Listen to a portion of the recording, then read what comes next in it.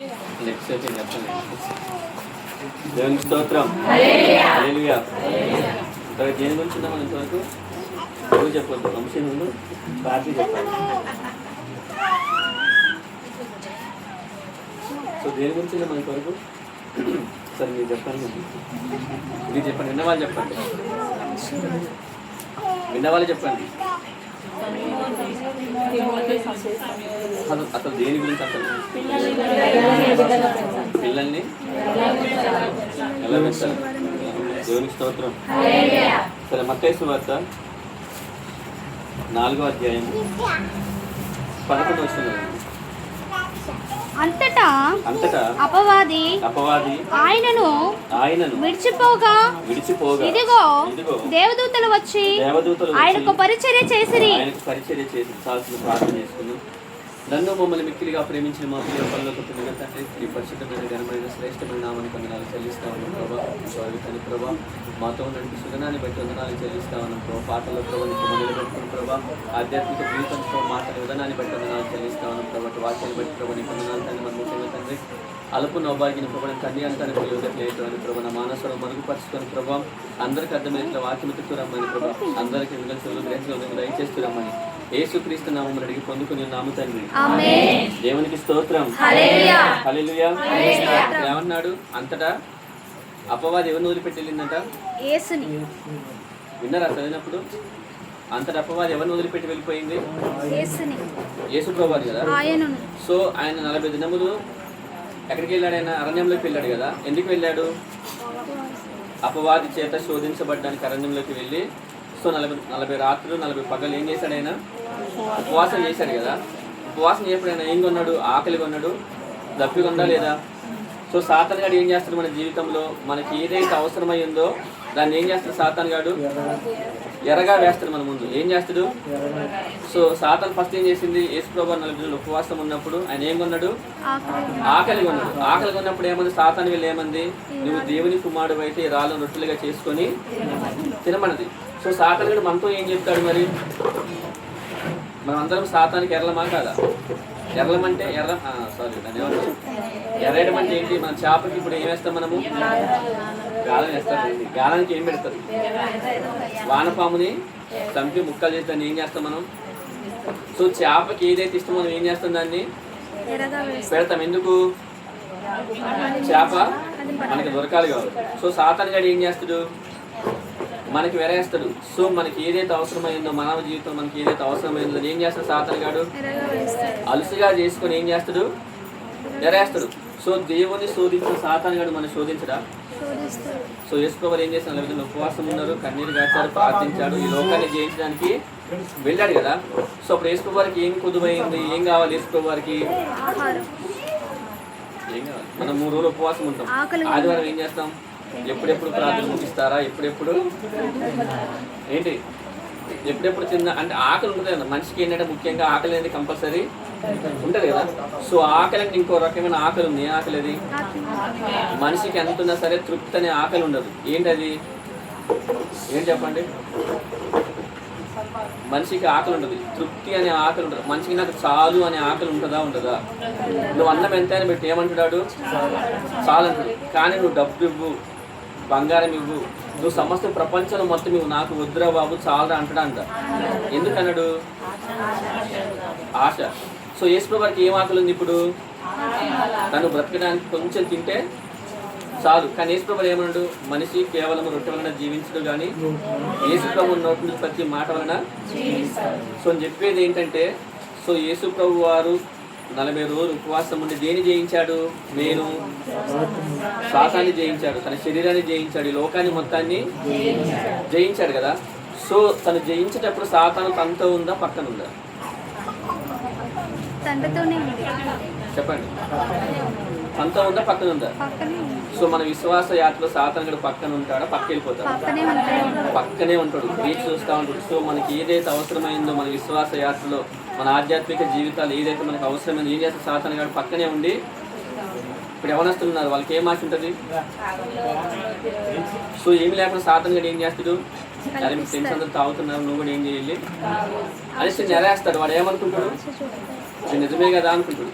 So చెప్పేది ఏంటంటే యేసు ప్రభు వారు ఏమయ్యారు? 40 రోజులు ఉపవాసం ఉండి దేని జయించారు? మొదట సాతాను గాడిని. సో మన దగ్గర నుంచి సాతాను గాడి వెళ్ళిపోతే మన దగ్గరికి ఎవరు వస్తారండి? దేవుని దూతలు వస్తాయి. అక్కడ ఉంది కదా 11 వచ్చింది ఏముంది? అంతటా అపవాది యేసు ప్రభువుని వదిలిపెట్టిన తర్వాత దేవదూతలు వచ్చి ఆయనకు పరిచర్య చేసిరి. సో మీకు పరిచర్య ఎవరు చేయాలి చెప్పండి? ఇప్పుడు మనకు పరిచర్య ఎవరు చేయాలి? ఇంట్లో ఉన్న అమ్మ నాన్న చేయాలా? భార్య భర్తలు ఎవరు చేయాలి మనకు పరిచర్య?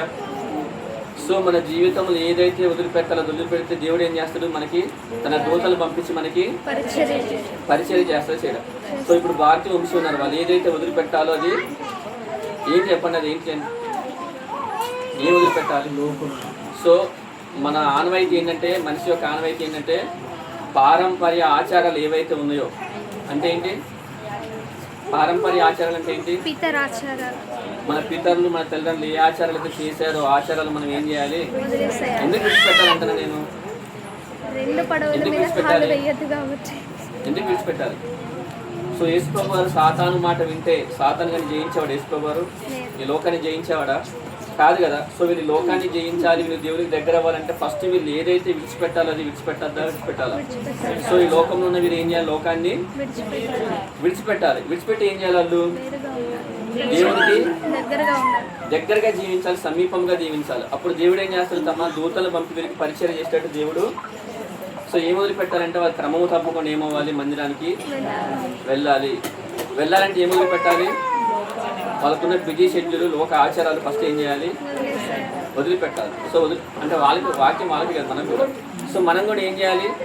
మనకున్న బిజీ షెడ్యూల్ మొత్తం ఏం చేయాలి అంటే కొన్ని మన జీవితంలోంచి వెళ్ళిపోతే దేవుడు ఏం చేస్తాడు? తమ దూతలు మన దగ్గర పంపించి మనకు పరిచయం చేసిన దేవుడు. పరిచయం చేయడం అంటే ఏంటి? మనకి ఏదైతే కొదువుగా ఉందో, సో ఇంత ముందు వరకు ఏం కొదువుగా ఉంది? గర్భఫలము కొదువుగా ఉంది. అప్పుడు ఏం చేశారు వాళ్ళు? ఏదైతే విడిచిపెట్టలేదా? అప్పుడున్న భక్తి ఇప్పుడు దేవునికి స్తోత్రం ఉందా లేదా? ఉంటే దేవునికి స్తోత్రం. సో లేకపోతే ఏం చేయాలి మనము? అప్పుడు మన జీవితంలో ఏదైతే విడిచిపెట్టామో, ఏదైతే పొందుకున్నామో, ఇప్పుడు ఏదైతే మన దగ్గర ఉందో దాన్ని ఏం చేయాలి? మనం కాపాడుకోవాలంటే మన జీవితం నుంచి ఏవైతే వెళ్ళిపోతే అప్పుడు దేవుడు ఏం చేస్తాడు? అంతకంటే ఎక్కువ ఆశీర్వాదం ఇస్తాడా? ఇవ్వడా? సాతాను ఏమంది? యేసు ప్రభువు ఎత్తైన ప్రదేశాన్ని తీసుకెళ్ళి ఏమంది? ఒక్కసారి నాకు మొక్కితే ఈ ప్రదేశం మొత్తం నీకు. నాకు సృజించింది ఎవరు? దేవుడే. సో సృజించిన వానికి ఏం చెప్తుంది? ఆప్షన్ ఇస్తుంది. సో నేనేమంటే ఎగ్జాంపుల్ రూతు జీవితంలో చూస్తే రూతు ఏం చేసింది? తన జీవితంలో ఏదైతే విడిచిపెట్టాలో అది విడిచిపెట్టదా? తాను విడిచిపెట్టడం వల్ల ఏమైంది? యేసు ప్రభువు తన గర్భంలో అంటే తన సంతానంలో ఉంచి వచ్చాడా లేదా? సో వీళ్ళ జీవితంలో యేసు ప్రభు వారు అంటే వీళ్ళ కుటుంబంలో ఎప్పుడు క్రైస్తత్వాన్ని వదిలిపెట్టకూడదు. అంటే ఆ బిడ్డ నుంచి ఏమవ్వాలి? ఒక రూతులాగా తల్లిదండ్రులు ఏమవ్వాలి? ఆ బిడ్డని యేసు ప్రభు వారు పెంచాలా వద్దా?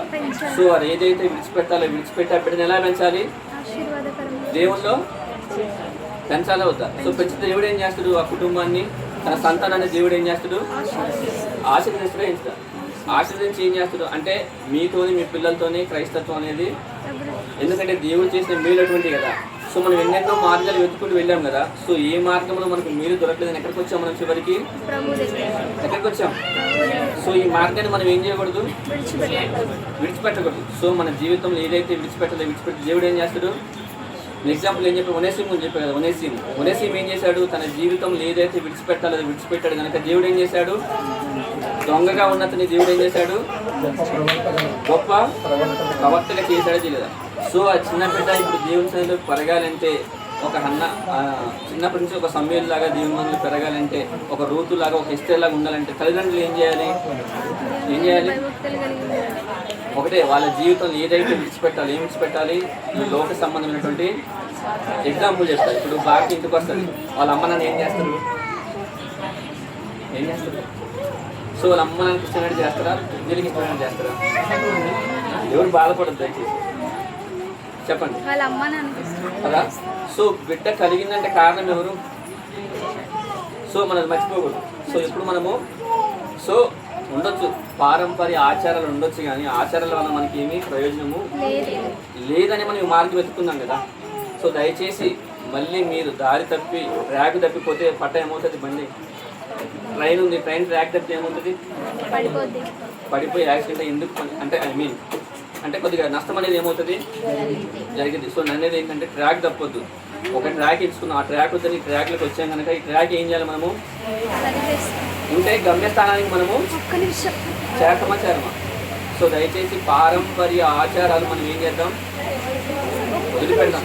అమ్మ నాన్న చెప్పారు, అత్తమామ చెప్పారు, ఇవన్నీ మనం ఇగ్నోర్ చేద్దాం. ఇగ్నోర్ చేసి ఏం చేద్దాం మనము, సో దేవుడు మనకి ఏదైతే ఇచ్చాడో దాన్ని మనం ఏం చేయాలి, సో విడిచిపెట్టద్దు. సో మనం ఏం చేయాలి, మన జీవితం ఏదైతే మన జీవితం వచ్చి పోవాలనుకుంటే దేవుడు ఏం చేస్తాడు, తమ దేవదూతలను పంపించి మనకి ఏం చేస్తాడు, పరిచర్య. సో మీకు పరిచర్య ఎవరు చేయాలి ఇప్పుడు చెప్పండి, దేవుడు చేయాలా, దేవదూతలు చేయాలా, దయ్యం చేయాలా? కానీ మనం ఏం కోరుకుంటాం, ప్రతి ఒక్కళ్ళు మనకి ఏదైతే కావాలో ఇచ్చేది ఎవరు అనుకుంటాం, ఎవరిస్తారు మనకి? మనకి ఏదైతే మనం అడుగుతాం అది ఎవరిస్తారు మనకి? దేవుడే ఇస్తారు కదా. కానీ సాతాను గడి ఏం చేస్తాడంటే మనకి ఏదైతే కావాలో ముందుగానే ఎరిగి ఒక వెర వేస్తాడు. వేసి ఏం చేస్తాడు,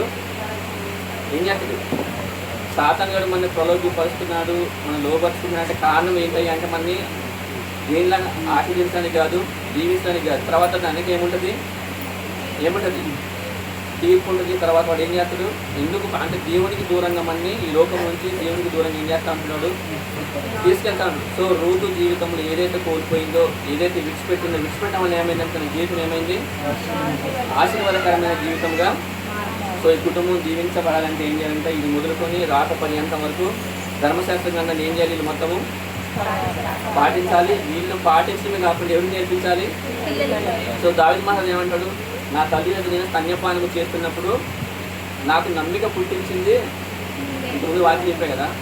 సో మీ బిడ్డకి నమ్మిక ఎవరు పుట్టించాలి ఇప్పుడు, ఏమని? సో దేవుడి మీద నమ్మిక పుట్టించేది ఎవరంటే కేవలము తండ్రి బాధ్యత. తండ్రి పనికి వెళ్ళిపోతాడు కాబట్టి తండ్రి పాత్ర ఎక్కువ ఉండదు, తల్లి పాత్ర ఎక్కువ ఉంటుంది. కాబట్టి ఇది మొదలుకొని ఏం చేయాలి, మన పిల్లలకి ఏం నేర్పించాలంటే మనం ఏం నేర్పించాలి, దేవుని దగ్గరగా మనము నేర్పిస్తే దేవుడు ఏం చేస్తే మన పిల్లల్ని, మన సంతానాన్ని అభివృద్ధి చేస్తుంది. వాక్యం దేవుడు జీవిస్తున్నారు.